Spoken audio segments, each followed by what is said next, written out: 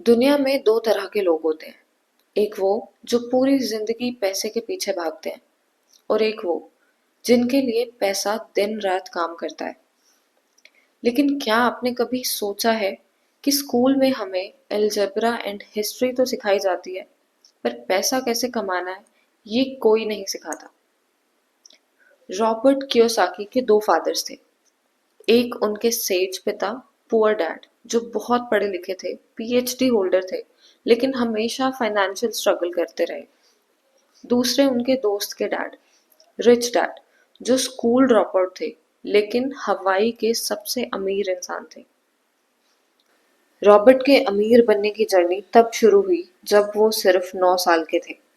उनके स्कूल में ज्यादातर बच्चे अमीर घरों से थे और एक दिन रॉबर्ट को बहुत बुरा लगा जब उनके दोस्तों ने उन्हें अपनी बर्थडे पार्टी में इनवाइट नहीं किया, और वो भी सिर्फ इसलिए क्योंकि वो गरीब थे। अब रॉबर्ट ने अपने पुअर डैड के पास जाकर पूछा कि डैड, अमीर कैसे बना जाता है। उनके पुअर डैड ने उन्हें एक पुरानी सी सलाह दे दी कि बेटा दिमाग लगाओ, पैसा बनाना सीखो। रॉबर्ट ने अपने दोस्त माइक के साथ मिलकर अपना पहला बिजनेस स्टार्ट किया। उन्होंने पूरे मोहल्ले से खाली टूथपेस्ट के ट्यूब्स जमा किए। उस जमाने में ट्यूब्स लेड के बने होते थे। रॉबर्ट और माइक ने उन्हें पिघलाया और लेड के नकली सिक्के बनाना शुरू कर दिए।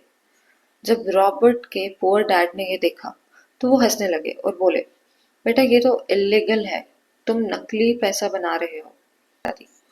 और यहाँ से एंट्री होती है रिच डैड की। रिच डैड ने रॉबर्ट और माइक को अपने पास बुलाया और एक शर्त रखी कि मैं तुम्हें सिखाऊंगा तो सही, पर बैठकर तुम्हें कोई लेक्चर नहीं दूंगा। तुम्हें मेरे लिए काम करना होगा। रिच डैड ने उन्हें अपना एक ग्रोसरी स्टोर में काम पर लगा दिया। काम बड़ा ही बोरिंग था, डस्टिंग करना, सफाई करना, और बदले में उन्हें मिलते थे सिर्फ 10 cents per hour.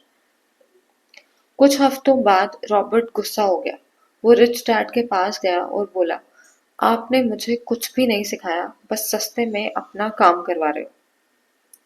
Rich dad मुस्कुराए और बोले, मुबारक हो रॉबर्ट, तुमने अपना पहला लेसन सीख लिया है।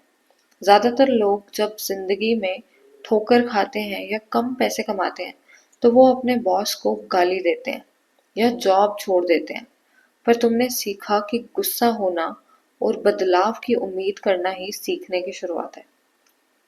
रिच डैड ने उन्हें सिखाया कि अगर तुम सिर्फ कम सैलरी के लिए काम करोगे तो तुम पूरी जिंदगी रैट रेस में फंसे रहोगे। उन्होंने रॉबर्ट की सैलरी 0 कर दी और कहा, अब बिना पैसे के काम करो और दिमाग लगाओ कि पैसा कैसे कमाया जाता है। रॉबर्ट और माइक ने नोटिस किया कि स्टोर में कुछ पुरानी कॉमिक बुक्स फेंक दी जाती है। उन्होंने उन कॉमिक्स को जमा किया और एक लाइब्रेरी खोल दी जहां वो बच्चों से 10 सेंट्स एंट्री फी लेते थे। अब रॉबर्ट सो रहे होते थे या खेल रहे होते थे, तब भी उनकी लाइब्रेरी उन्हें पैसा कमाकर दे रही थी। और यही था रिच डैड का पहला सबक।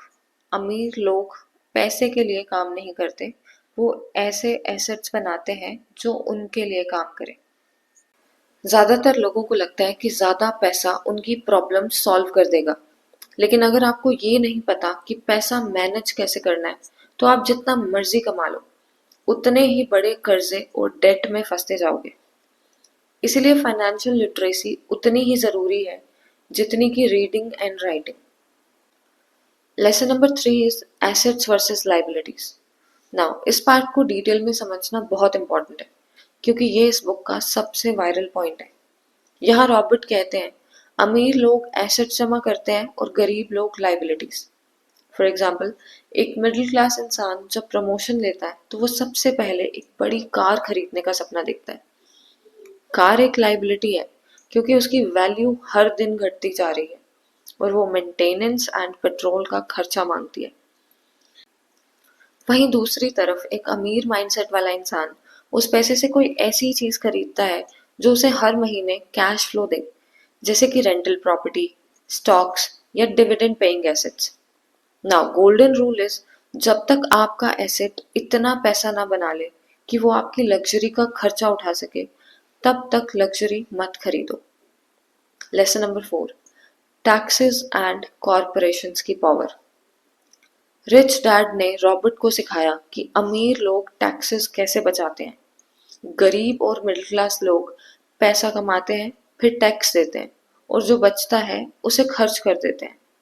लेकिन अमीर लोग कॉरपोरेशंस या कंपनीज बनाते हैं।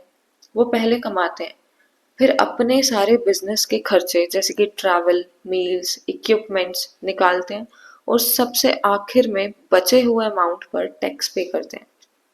ये फाइनेंशियल आईक्यू का एक बहुत बड़ा हिस्सा है।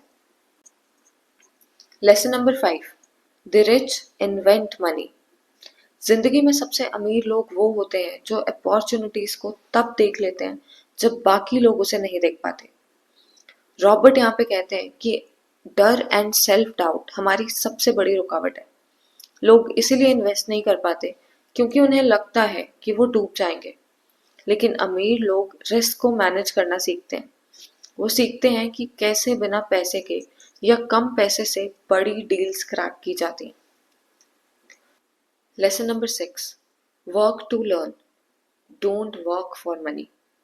रॉबर्ट ने जब अपनी जॉब छोड़ी तो उन्होंने ऐसी जॉब्स की जहां उन्हें सेल्स एंड मार्केटिंग सीखने को मिली। उनका पुअर डैड चाहता था कि वो एक सिक्योर जॉब करे, लेकिन रिच डैड ने कहा कि ऐसी स्किल्स सीखो जो तुम्हें बॉस बनने में हेल्प करे।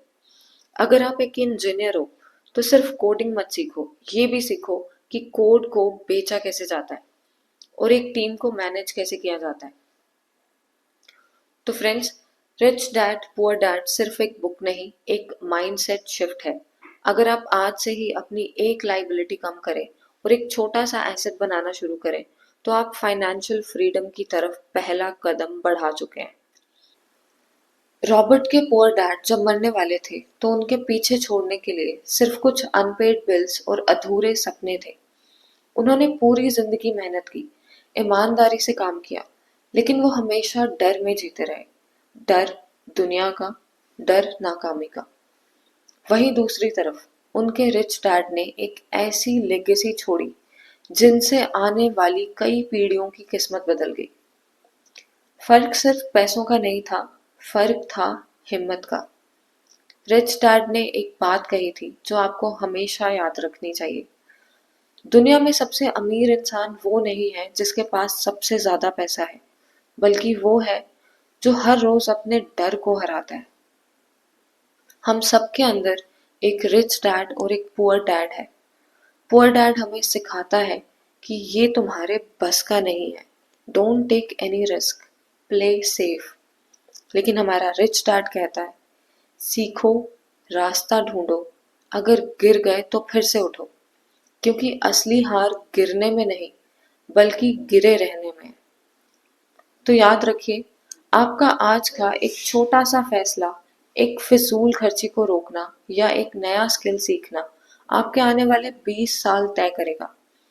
फाइनेंशियल फ्रीडम कोई चमत्कार नहीं है, ये एक सफर है और इस सफर की शुरुआत वहां होती है जहां आपका डर खत्म होता है। तो जिंदगी आपको मौके बार बार नहीं देगी। तो सवाल ये नहीं है कि आप अमीर बन सकते हैं, सवाल ये है कि आप खुद पर भरोसा करने की कितनी हिम्मत रखते हैं।